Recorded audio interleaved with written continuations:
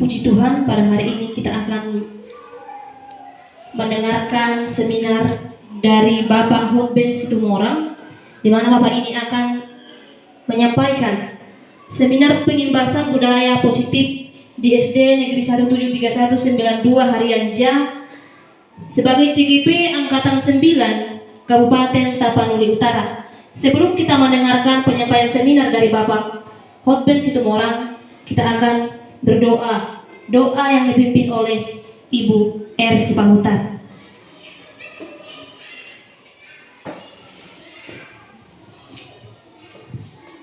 Terlebih dahulu kita bersatu di dalam doa. Segala puji syukur, hormat, kemuliaan kami naikkan bagimu Bapa pada pagi hari ini atas kasih setia penyertaan Tuhan dalam kehidupan kami. Hingga pada saat ini Bapa, kami boleh berkumpul di tempat ini dengan keadaan sehat tanpa kekurangan sesuatu apapun. Pada saat ini Bapa, kami mengikuti seminar yang akan disampaikan oleh Bapak Hotben Situmorang mengenai pengimbasan budaya positif di sekolah kami di SD Negeri nomor 17319 Harianja. Kiranya Bapak, Engkau yang pimpin acara ini dari awal, pertengahan hingga akhir. Biarlah Bapak Engkau yang membimbing Bapak kami dalam menyampaikan hasil seminar, agar lewat seminar ini semakin banyak orang yang diberkati dan kami bisa menerapkan nilai-nilai positif dari yang disampaikan Bapak kami dalam seminar ini. Terima kasih Bapak, kiranya Tuhan juga semakin tambahkan hikmat kebijaksanaan yang daripada Tuhan bagi Bapak kami, Bapak Hotben Situmorang. Biarlah kiranya kasih setia penyertaan Tuhan boleh Tuhan berikan dalam hidup Bapak kami, agar kiranya hikmat yang daripada Tuhan semakin berlimpah dan Bapak kami boleh melanjutkan apapun yang menjadi tugasnya di kemudian hari sebagai calon guru penggerak Angkatan 9 di Kabupaten Tapanuli Utara ini. Kiranya Bapak, Kau yang memberikan yang terbaik bagi Bapak Hotben Situmorang. Demikian juga dengan kami para dewan guru di sekolah ini. Kiranya Tuhan juga tambahkan hikmat yang daripada Tuhan, agar kami boleh menerapkan di lingkungan sekolah kami ini demi kemajuan anak-anak kami dan demi kemajuan bangsa dan negara kami. Kami serahkan kegiatan ini, kiranya Bapa yang memberkati, biarlah nama Tuhan semakin dimuliakan dari saat ini kekal untuk selama-lamanya. Dalam nama Yesus kami berdoa. Amin. Terima kasih. Tiba waktunya kita akan mendengarkan penyampaian seminar pengimbasan budaya positif di SD 17319 dari Bapak Hotben Situmorang. Waktu dan tempat kami persilahkan. Terima kasih buat Ibu protokol yang telah memberikan kesempatan pada kami. Pertama, kita ucapkan puji syukur kepada Tuhan, oleh karena cinta kasih kebaikannya kita boleh sehat sampai saat ini. Dan terima kasih buat Ibu kepala sekolah dan Bapak Ibu guru semuanya yang telah memberikan waktu untuk mengikuti seminar pengimbasan budaya positif di SD Negeri 17319 Harianja. Perkenalkan, nama saya Hotben Situmorang, CGP Angkatan 9 Kabupaten Tapanuli Utara. Pengajar prakteknya Rini Saragi dan fasilitator Ibu Rumondang Sihombing.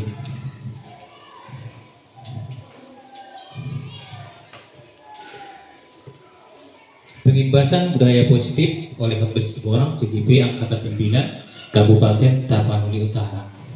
Apa yang dimaksud dengan budaya positif? Apa contoh penerapan budaya positif yang telah dilakukan? Budaya positif merupakan perwujudan dari nilai-nilai atau keyakinan universal yang diterapkan di sekolah yang berpihak pada murid agar mereka dapat berkembang menjadi pribadi yang kritis, penuh hormat, dan bertanggung jawab. Budaya positif yang telah diterapkan di sekolah: pertama, melaksanakan tata tertib sekolah. Yang kedua, cinta kebersihan dan lingkungan. Yang ketiga, kejujuran. Yang keempat, religius. Yang kelima, toleransi. Dan yang keenam, nasionalis. Perubahan paradigma.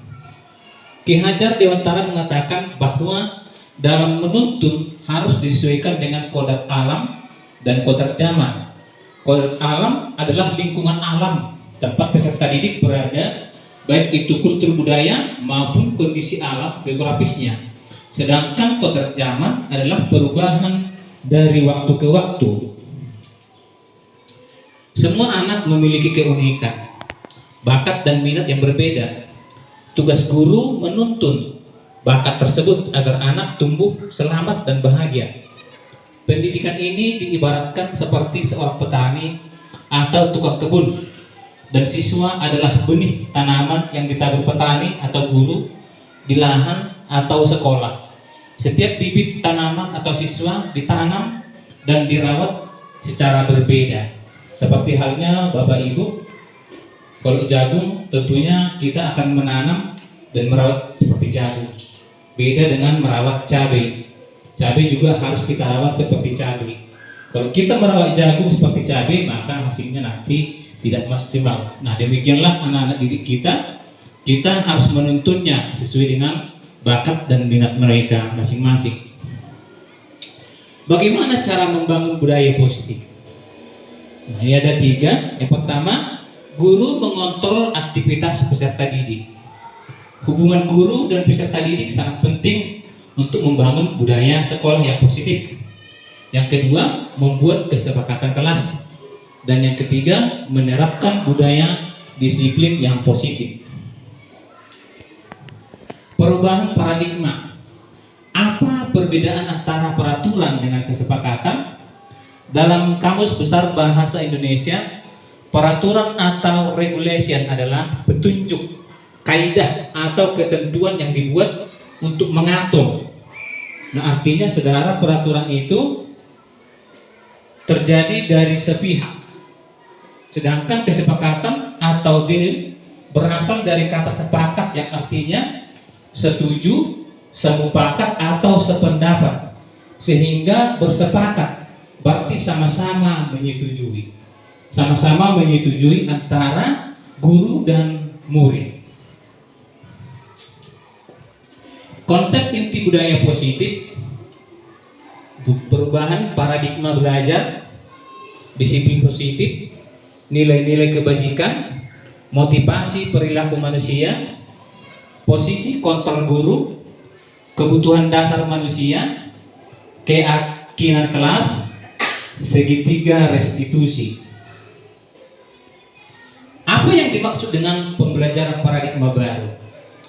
Pembelajaran paradigma baru atau kurikulum merdeka merupakan pembelajaran yang berorientasi pada penguatan kompetensi dan pengembangan karakter yang sesuai dengan dimensi profil pelajar Pancasila. Profil pelajar Pancasila itu ada 6 ya Bapak Ibu. Beriman, bertakwa kepada Tuhan Yang Maha Esa, mandiri, bernalar kritis, kreatif, bergotong royong, dan berkebinekaan global. Mengobsesi tentang teori kontrol, ilusi guru mengontrol murid, ilusi bahwa semua penguatan positif efektif dan bermanfaat, ilusi bahwa kritik dan membuat rasa bersalah mampu menguatkan karakter, ilusi bahwa orang dewasa berhak memaksa. Nah, pada dasarnya Bapak Ibu, kita boleh memaksakan kehendak kita kepada murid kita. Kita boleh menyatakan apa yang harus dilakukan sesuai dengan kemauan kita. Nah, stimulus respon lawan teori kontrol pada pandangan tentang dunia.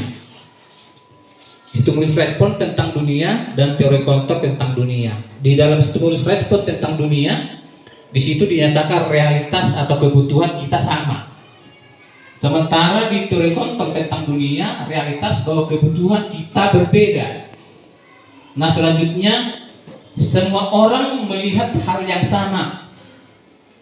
Sementara di teori kontrol tentang dunia, setiap orang memiliki gambaran berbeda. Selanjutnya, kita mencoba mengubah orang agar berpandangan sama dengan kita. Sementara di teori kontrol tentang dunia, kita berusaha memahami pandangan orang lain tentang dunia. Selanjutnya, perilaku buruk dilihat sebagai suatu kesalahan. Semua perilaku memiliki tujuan. Nah, selanjutnya di dalam stimulus respon tentang dunia, orang lain bisa mengontrol saya. Sementara teori kontrol tentang dunia, hanya Anda yang bisa mengontrol diri Anda. Selanjutnya, di dalam stimulus respon tentang dunia, saya bisa mengontrol orang lain. Sementara teori kontrol tentang dunia, Anda tidak bisa mengontrol orang lain.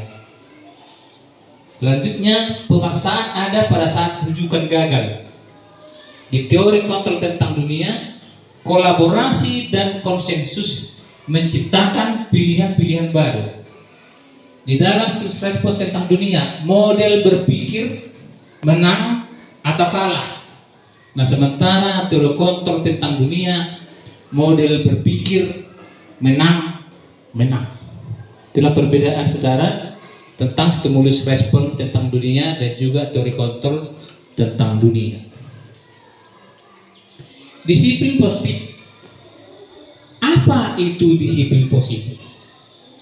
Disiplin positif adalah sebuah pendekatan yang dirancang untuk mengembangkan murid untuk menjadi pribadi dan anggota dari komunitas yang bertanggung jawab, penuh hormat dan kritis. Disiplin positif mengajarkan keterampilan sosial dan kehidupan yang penting dengan cara yang sangat menghormati dan membesarkan hati, tidak hanya bagi murid tetapi juga bagi orang dewasa, termasuk orang tua, guru, penyedia penitipan anak, pekerja muda, dan lainnya. Nah, sementara menurut Setara Waji dalam Sopan Amri 2016 161 menyatakan bahwa disiplin berasal dari bahasa Latin discere yang berarti belajar. Dari kata ini timbul kata disiplina yang berarti pengajaran atau pelatihan. Disiplin positif adalah cara menerapkan sikap disiplin yang bertujuan untuk menumbuhkan kesadaran serta memberdayakan anak mandiri melakukan sesuatu tanpa iming-iming, hukuman, sogokan, ancaman, maupun hadiah. Disiplin sangat penting untuk diajarkan dan dibiasakan pada anak sejak dini setiap hari. Nilai-nilai kebajikan di bawah ini adalah beberapa contoh nilai-nilai kebajikan universal yang telah disepakati beberapa institusi. Yang pertama, profil pelajar Pancasila, yaitu beriman, bertakwa kepada Tuhan Yang Maha Esa dan berakhlak mulia, berkebinekaan global, bergotong royong, mandiri, bernalar kritis dan kreatif.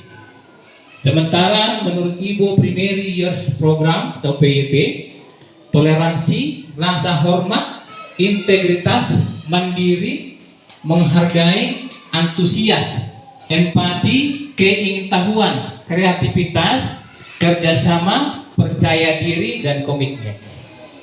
Nah, sementara menurut petunjuk seumur hidup dan keterampilan hidup yaitu dapat dipercaya, lurus hati, pendengar yang aktif, tidak merendahkan orang lain, memberikan yang terbaik dari diri. Petunjuk hidupnya peduli, penalaran, bekerja sama, keberanian, dan sebagainya. Kebutuhan dasar manusia. Nah, yang pertama kebutuhan fisiologis atau bertahan hidup. Yang kedua, kebutuhan akan rasa aman atau kebebasan. Nah, sementara yang ketiga, kebutuhan kasih sayang atau kesenangan. Yang keempat, kebutuhan akan penghargaan. Dan yang kelima, kebutuhan akan aktualisasi diri atau penguasaan.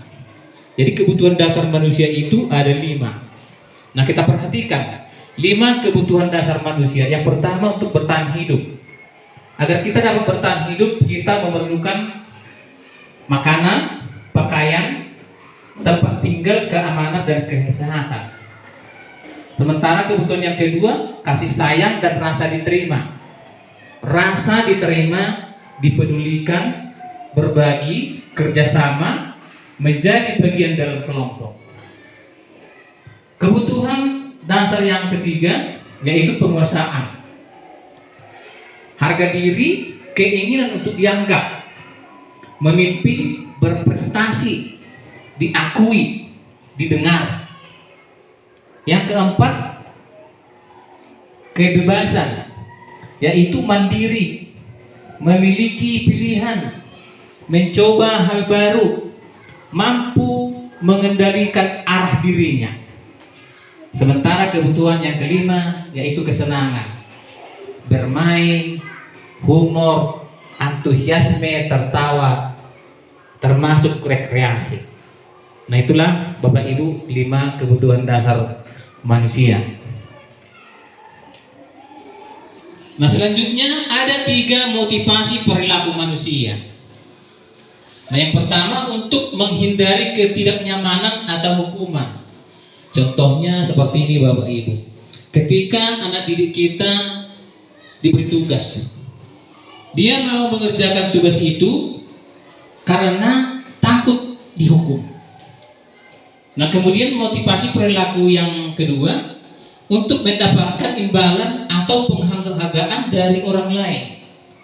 Misalnya kita berkata kepada murid kita, jika kau nanti mengerjakan tugasmu akan saya berikan hadiah. Sehingga dia melakukan tugas tersebut karena adanya imbalan yang diharapkan.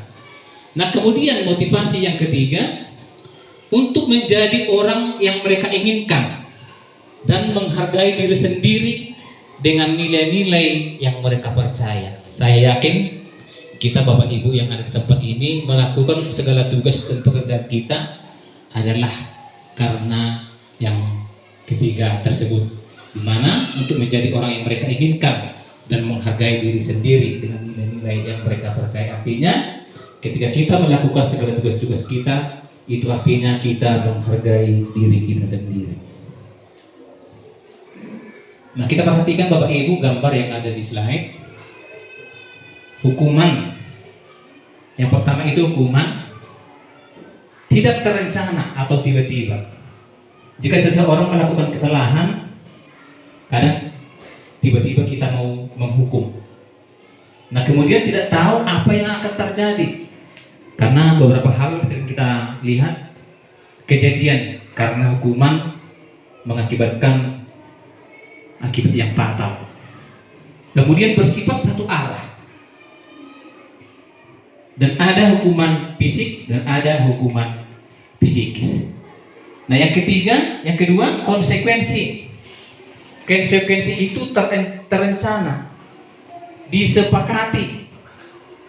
Artinya kita telah terlebih dahulu membuat konsekuensinya. Ketika kamu nanti tidak mengerjakan tugas, maka kamu akan berdiri di depan kelas itu misalnya. Atau ketika kamu nanti tidak mengerjakan tugas, kamu akan menulis buku ini dalam 2 lembar. Nah, itu contohnya. Kemudian dibuat tidak nyaman. Artinya ketika kita tidak melakukan tugas tersebut, kita akan merasa tidak nyaman dan selalu memonitor. Nah, kemudian di restitusi, proses menciptakan kondisi untuk memperbaiki kesalahan. Proses kolaboratif mengajarkan untuk mencari solusi sendiri. Nah, artinya si anak atau si murid tersebut kita minta bagaimana dia untuk mencari solusi di dalam tugas yang telah kita berikan. Nah, di sini ada identitas gagal, ada identitas sukses. Identitas gagal pada dasarnya karena yang diterima oleh murid kita adalah hukuman. Nah, di sini murid atau anak belajar menyembunyikan kesalahan. Yang kedua, mencoba mengontrol anak dengan penguatan negatif, membayar impas kesalahan. Ketiga, dampak pada murid. Tentunya murid akan marah, merasa bersalah, rendah diri, dan mengasingkan diri. karena hukuman yang kita buat. Nah kemudian tiba-tiba tidak diharapkan atau sangat melukai si murid tersebut. Nah konsekuensi murid atau anak belajar taat peraturan, artinya si anak itu mengerjakan tugasnya karena dia taat peraturan. Yang selanjutnya mencoba mengontrol anak dengan penguatan positif.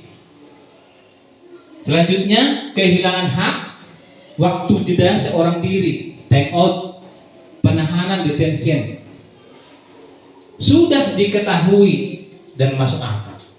Artinya konsekuensi itu masing-masing sudah diketahui apa akibat dari hal yang dia lakukan. Nah kemudian restitusi. Di dalam restitusi murid atau anak belajar memecahkan masalah. Kemudian yang kedua, anak paham bahwa dirinya sendiri yang pegang kendali kontrol. Dan yang ketiga, murid atau anak tidak kehilangan waktu, namun bersemangat untuk memperbaiki diri. Dan yang keempat, berupa undangan untuk mengadakan restitusi, artinya ada penyelesaian di dalam masalah yang telah dilakukan. Nah, ada 5 Bapak Ibu posisi kontrol guru. Yang pertama itu sebagai penghukum. Seorang penghukum bisa menggunakan hukuman fisik maupun verbal dengan memukul, baik pakai tangan ataupun pakai alat. Kita perhatikan gambarnya bagaimana seorang guru sebagai penghukum. Nah kemudian yang kedua, posisi kontrol guru sebagai pembuat orang merasa bersalah. Pada posisi ini biasanya guru akan bersuara lebih lembut. Kita perhatikan ada gambarnya di situ bagaimana seorang guru sebagai posisi kontrol pembuat orang merasa bersalah. Nah kemudian selanjutnya sebagai teman. Guru pada posisi ini tidak akan menyakiti murid, namun akan tetap berupaya mengontrol murid melalui persuasi.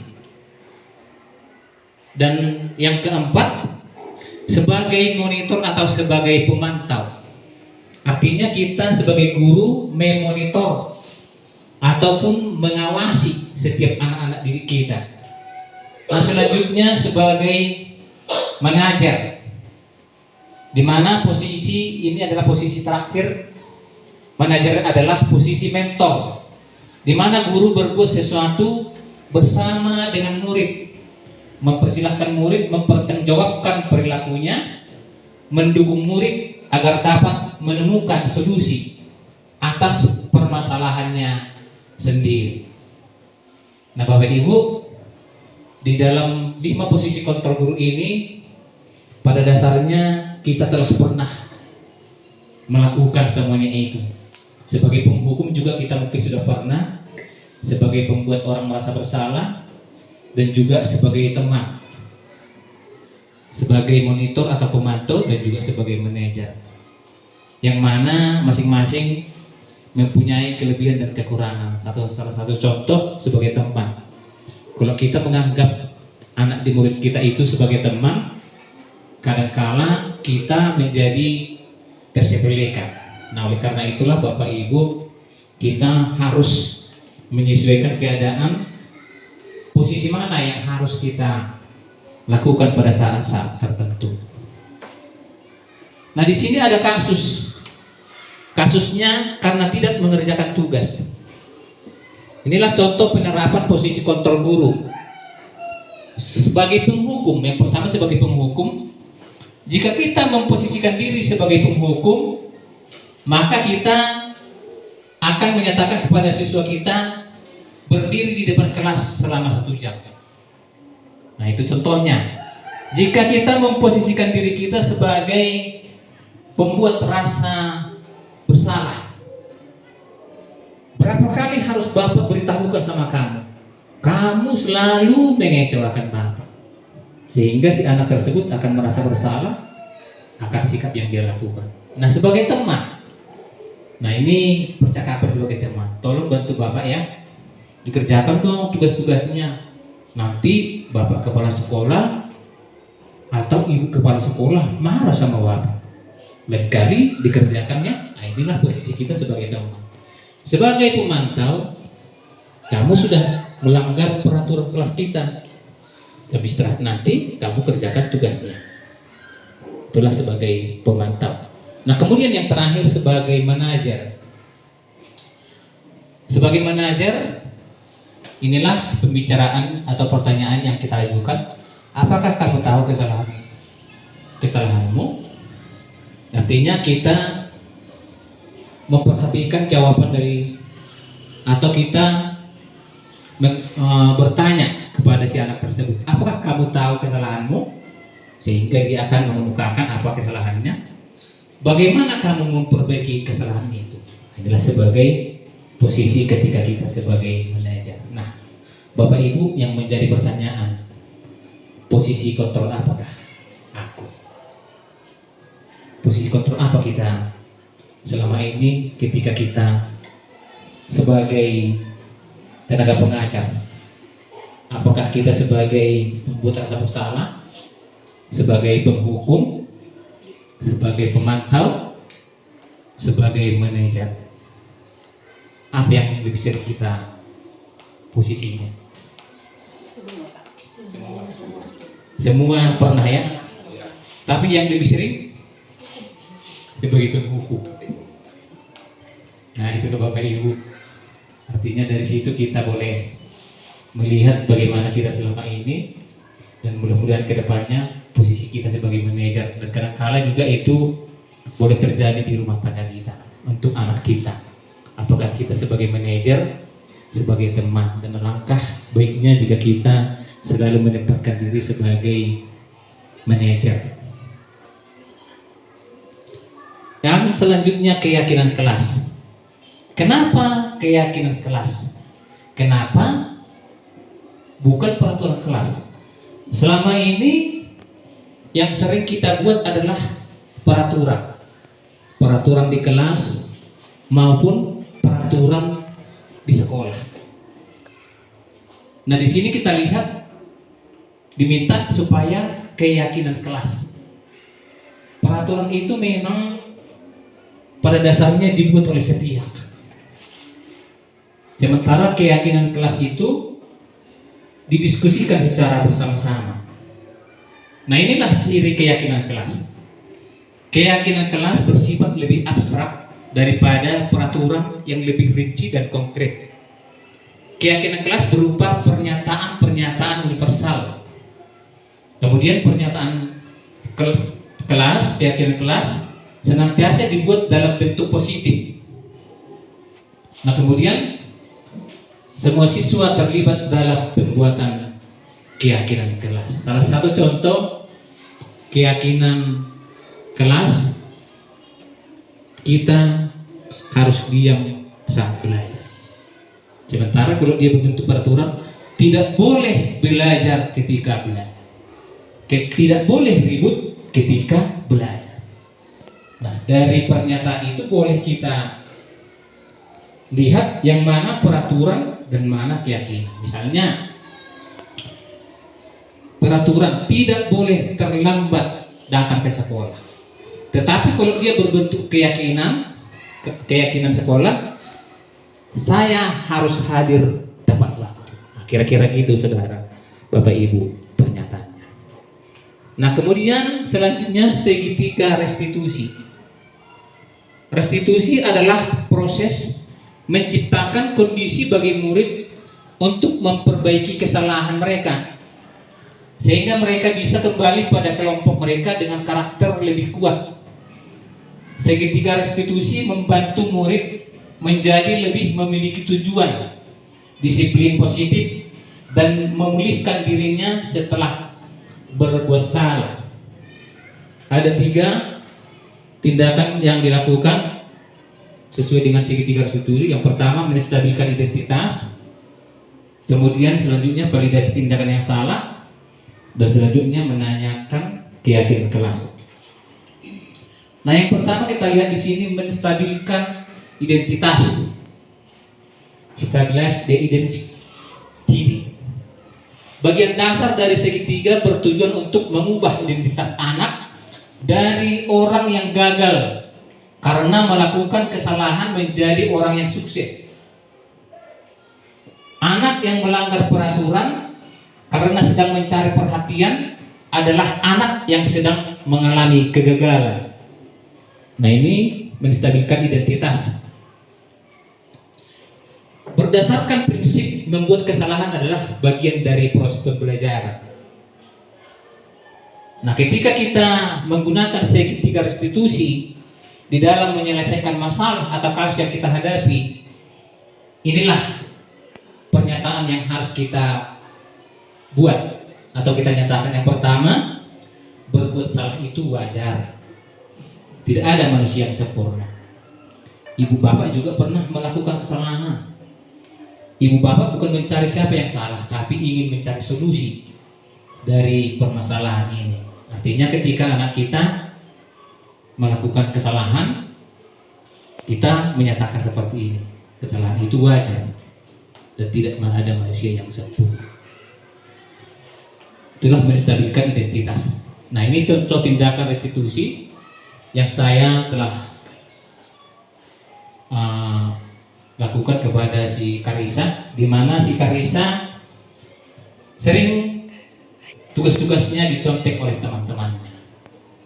Nah, itu makanya saya panggil dan saya tanyakan, kenapa dia marah-marah kepada teman-temannya? Ternyata jawabannya karena teman-temannya suka mencontek tugas-tugas yang dikerjakan. Nah, disinilah Bapak Ibu saya mempraktikkan segitiga restitusi.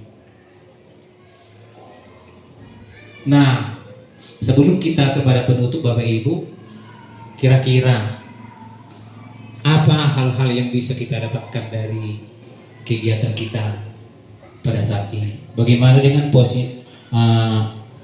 budaya positif yang kita lakukan di sekolah kita ini? Apakah memang masih perlu diperbaharui atau bagaimana Bapak Ibu? Apakah memang sudah berjalan seperti yang diharapkan sesuai dengan disiplin positif yang telah saya sampaikan? Bapak Ibu yang mau memberikan pendapat, kami persilakan. Ada Bapak Ibu mengenai penerapan budaya positif yang telah kita lakukan di sekolah kita. Kira-kira apa saja yang telah kita lakukan dan apa saja yang perlu kita tambahi? Ada di antara Bapak Ibu yang kami silakan kepada Ibu Manata Papahan. Baik, terima kasih Pak buat penjelasannya tentang pembahasan budaya positif. Kalau yang sudah dikerjakan di sekolah ini sebenarnya sudah semua. Tetapi kami menambah wawasan. Ternyata yang selama ini yang sudah dilakukan itu ada hal-hal yang perlu ditingkatkan. Kemudian ada juga beberapa hal yang harus dikurangi gitu dari pembiasaan. Misalnya selama ini kan kita kalau kita katakanlah 5 tadi kebutuhan dasar manusia sebenarnya sudah kita tahu dan memang sudah menjadi kebutuhan, di mana seseorang itu berusaha untuk bertahan hidup, kemudian dia juga butuh kasih sayang. Tetapi terkadang kita di sekolah ini sebagai guru tidak memahami kalau cara yang dilakukan siswa itu adalah suatu cara untuk menarik perhatian kita. Dia mencari perhatian supaya sebenarnya dia butuh kasih sayang. Ada kemungkinan kalau dia di rumah kurang kasih sayang, sehingga dia mungkin membutuhkan kasih sayang dari gurunya. Tetapi kita tidak memahami bahwa tingkah laku dia itu sebenarnya hanya butuh perhatian dari kita gitu. Tetapi setelah mendengarkan penjelasan dari Bapak, nanti kami akan semakin memahami. Setelah memahami, nanti kami akan mempraktekkan di sekolah. Jadi ketika anak-anak itu melakukan sesuatu hal yang tidak kita katakanlah tidak sepantasnya dia lakukan, akan kita lakukan segitiga restitusi. Nanti kita akan lihat seperti apa kita memprosesnya, sehingga nanti ketika dia melakukan, karena memang manusia butuh penguasaan, butuh kebebasan, butuh kesenangan.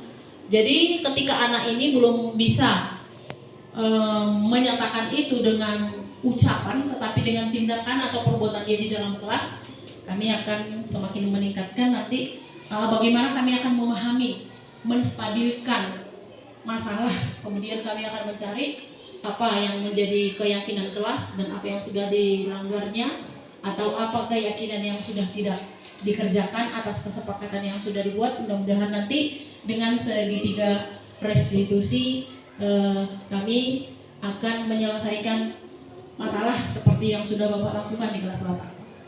Kemudian satu lagi, kami juga akan lebih memahami perbedaan dari keyakinan kelas dan peraturan. Ternyata keyakinan kelas itu lebih enaklah kita kerjakan. Kenapa? Ketika seseorang melanggar kesepakatan kelas, karena itu adalah sudah kesepakatan bersama antara guru dan siswa di dalam kelas, kita sudah bisa hanya mengingatkan mereka dengan kesepakatan yang sudah kita buat, seperti yang sudah Bapak lakukan di kelas tadi. Kesepakatan kelas apakah yang sudah kamu langgar gitu. Jadi dia bisa mengingat karena kesepakatan itu dibuat bersama guru dan siswa. Sementara peraturan itu tadi karena dibuat dari oleh satu pihak, maka siswa bingung ketika peraturan. Walaupun peraturan itu sebenarnya sudah kita kerjakan, sudah kita lakukan. Misalnya kalau di sekolah kita ini sudah kita sering katakan itu sudah menjadi peraturan sekolah. Kalau setiap hari kamu datang ke sekolah harus menggunakan pakaian seragam gitu. Berarti itu menjadi koreksi kepada pribadi sendiri, kepada saya sebagai kepala sekolah. Ternyata peraturan itu juga di awal bisa kita ubah menjadi keyakinan sekolah. Misalnya dengan meyakinkan mereka, ketika mereka sudah masuk jadi siswa di sini, ayo kita buat peraturan. Hal-hal yang seperti ini, kemudian kita sepakati. Maka ketika mereka ikut menyepakati, ketika mereka tidak melakukan, berarti kita sudah bisa mengingatkan mereka dengan cara restitusi segitiga itu tadi. Itu yang bisa saya pahami. Mudah-mudahan nanti Bapak Ibu yang lain bisa menambahkan. Sekian dan terima kasih. Tepuk tangan Bapak Ibu buat Ibu Kepala Sekolah. Terima kasih buat pandangan yang telah disampaikan atau pemaparan yang diberikan oleh Ibu Kepala Sekolah. Mungkin ada lagi dia datar Bapak Ibu yang bisa disampaikan apa hal-hal yang perlu kita lakukan dan apa hal-hal yang telah kita lakukan di sekolah kita ini mengenai disiplin positif yang telah kita lakukan dan hal-hal apa lagi yang perlu kita lakukan di sekolah kita ini. Kami persilahkan Bapak Ibu. Mungkin mengenai segitiga restitusi, posisi kontrol guru dan keyakinan kelas ataupun disiplin positif yang telah kita lakukan di sekolah kita ini. Kami persilahkan kepada Ibu Wadri Pak Bahar. Terima kasih buat kesempatan dari penyampaian yang sudah disampaikan oleh Bapak Hotben Situmorang. Saya menyimak dari keyakinan kelas. Nah, di mana pada selama proses pembelajaran atau belajar mengajar di sekolah kita ini yang sering kita lakukan dan juga bahwa di sekolah kita ini kita buat adalah peraturan. Tetapi yang sudah saya lihat tadi ada dibuat Bapak Hotben Situmorang keyakinan. Lebih baik keyakinan daripada peraturan. hal ini saja yang bisa yang saya ambil sedikit pemahaman sedikit dari penyampaian dari Bapak semua orang, bahwa selama ini peraturan-peraturan yang sudah kita buat di kelas, lebih baiknya yang harus kita buat adalah keyakinan, bukan peraturan, seperti itu ya? Atau saya yang salah menyimak atau kurang pengertian seperti itu ya Bapak Ibu? Tapi itulah yang bisa saya ambil, bahwasanya kita harus menerapkan keyakinan, bukan lagi peraturan, seperti itu ya Bapak Ibu. Contohnya sudah ada tadi contoh yang diberikan Bapak itu, yaitu tidak boleh, atau perkataan tidak boleh terlambat, tidak boleh membuang sampah. Jika dibuang sampah seperti ini sehingga terjadilah ada hukuman, adakah lebih baiknya bahwa di setiap kelas atau di sekolah kita ini yang harus kita tindak lanjuti adalah yang harus kita lakukan, yaitu keyakinan dengan bersifat pernyataan. Hanya itu saja Pak. Terima kasih. Iya, terima kasih. Tepuk tangan buat Ibu Wakil. Ya, jadi memang kalau peraturan itu dia berpihak satu pihak ya, tetapi kalau keyakinan kelas ada kesepakatan bersama, ada mufakat bagaimana dan apa yang harus dikerjakan di dalam kelas ataupun di dalam lingkungan sekolah kita. Ada banyak sebenarnya yang selama ini peraturan yang kita lakukan di sekolah kita, di mana peraturan itu sebenarnya disiplin positif. Nah, salah satu contoh yang kita lakukan, setiap harinya harus pakaian lengkap. Kemudian setiap hari Rabu ada juga kegiatan kita Batak Day, dan sementara hari Kamis ibadah bersama di lapangan sekolah kita ini, dan hari Sabtu kita olahraga, dan sementara hari Jumat ada Jumat bersih. Nah, selama ini itulah peraturan yang kita lakukan di sekolah kita ini, dan alangkah baiknya hal itu menjadi budaya positif yang senantiasa kita lakukan untuk membangun ataupun untuk mendidik anak-anak kita menjadi generasi penerus yang memiliki etika yang baik. Baik Bapak Ibu, masih ada yang mau Bapak Ibu sampaikan? Ya, kami persilahkan kepada Ibu Manula.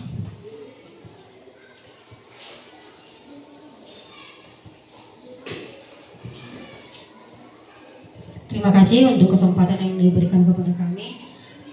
Untuk seminar yang kita dengarkan dari penyampaian Bapak Hotben Situmorang, CGP Angkatan ke-9, yaitu di mana kami telah mendengarkan 5 kebutuhan dasar manusia. Ada 2 hal yang membuat kami menarik, yaitu butuh kebebasan dan kesenangan.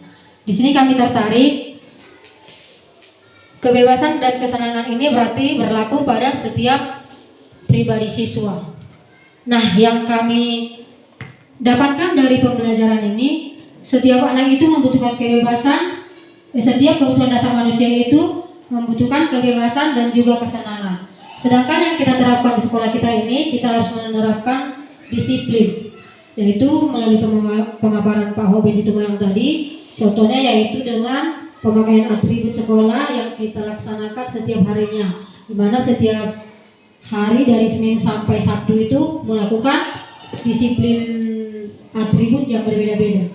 Nah, dari pemaparan Bapak tadi, kami sebagai guru telah mengetahui bagaimana kami melakukan memposisikan diri sebagai guru di posisi kontrol guru. Apakah kami sebagai penghukum, apakah kami sebagai pembuat, atau sebagai teman, atau sebagai monitor, ataupun sebagai manajer melalui pribadi setiap siswa. Karena setiap masing-masing siswa mempunyai disiplin yang berbeda. Terima kasih. Terima kasih. Ada mungkin yang mau memberikan tanggapan mengenai 5 kebutuhan dasar manusia yang di nomor 4 itu kebebasan, yaitu mandiri, memiliki pilihan, mencoba hal baru, mampu mengendalikan arah dirinya. Nah, selama ini Bapak Ibu, kita pada dasarnya mentransfer ilmu yang ada pada kita kepada anak, tanpa kita memperhatikan minat dan bakat daripada si anak tersebut. Contohnya, kita sering memaksakan setiap anak itu harus bisa menggambar, harus bisa melukis, harus bisa matematika. Nah, sementara kita tahu bahwasanya setiap anak itu memiliki keunikan masing-masing, memiliki minat yang berbeda ataupun bakat yang berbeda. Nah, sesuai dengan pembelajaran di abad ini, kurikulum belum merdeka, bahwa kita diajarkan untuk menuntut. Sama halnya tadi seperti apa yang disampaikan Bapak Ki Hajar Dewantara, contohnya padi. Padi itu kita harus rawat seperti merawat padi, sehingga padi itu akan berhasil memberikan kelimpahan pada saatnya panen. Nah, demikian juga si anak. Ketika si anak memiliki bakat untuk menggambar, alangkah baiknya si anak ini kita tuntun. Bagaimana supaya si anak ini dengan bakat yang dia miliki itu bisa bertumbuh dengan mendapatkan kesenangan dan kebahagiaan yang setinggi-tingginya. Nah, seperti saya katakan tadi, kita sering memaksakan seorang anak yang mungkin suaranya fals, kita memaksakan dia untuk bernyanyi. Yang dia tidak tahu sama sekali menggambar, kita paksakan dia untuk menggambar. Nah, oleh karena itulah kebutuhan dasar di sini kebebasan. Artinya setiap anak itu diberikan kebebasan untuk meningkatkan apa bakat dan minat yang dia miliki. Kita tidak memaksakan kehendak kita kepada anak-anak tersebut. Kira-kira seperti itu pada arti daripada kebebasan. Ada mungkin yang mau menambahkan? Tadi Bu, tentang apa lagi Bu yang Ibu apa tadi? Mengenai disiplin. Tentang kebebasan dan kesenangan, Pak. Mengenai kesenangan. Kesenangan. Iya, kesenangan. Kesenangan ini artinya bermain, humor, antusiasme, dan tertawa. Nah, termasuk ketika kita pergi jalan-jalan atau berdharma wisata, itu juga merupakan kebutuhan dasar yang harus dimiliki oleh manusia. Itu sebabnya Bapak Ibu, ketika kita di dalam kelas juga kita perlu bermain sambil belajar dan ada humor, jangan terlalu serius supaya anak tersebut bisa menerima atau pikirannya terbuka terhadap pelajaran yang telah kita sampaikan. Nah, pada dasarnya kita Bapak Ibu guru ketika berhadapan dengan siswa terlalu serius sampai anak-anak didik kita itu merasa tegang. Dan itu sebabnya juga ada banyak cara bagaimana kita menyampaikan kesenangan atau bermain lewat apa itu namanya yang biasa kayak ice breaking. Nah, itu untuk membuat anak itu merasa senang, merasa bahagia untuk menerima pelajaran selanjutnya. Kira-kira seperti itu Bu. Bagaimana Bu dengan jawabannya, atau mungkin ada yang mau menambahi?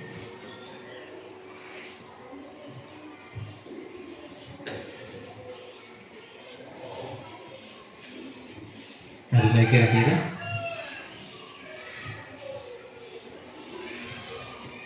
Jadi Bapak Ibu, ada baiknya juga di dalam kelas kita buat kesepakatan kelas, di mana kesepakatan kelas itu akan membantu kita supaya anak-anak didik itu memiliki disiplin yang baik. Salah satu contoh, saya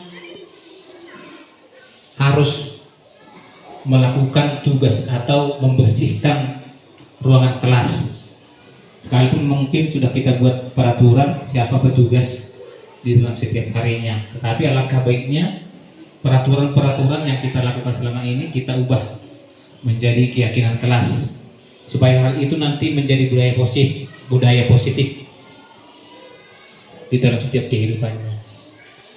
Masih ada Ibu mau Bapak Ibu tambahkan? Ya, kami serahkan pada Ibu Kepala Sekolah. Baik, terima kasih Pak. Hanya sedikit menambahkan saja ya.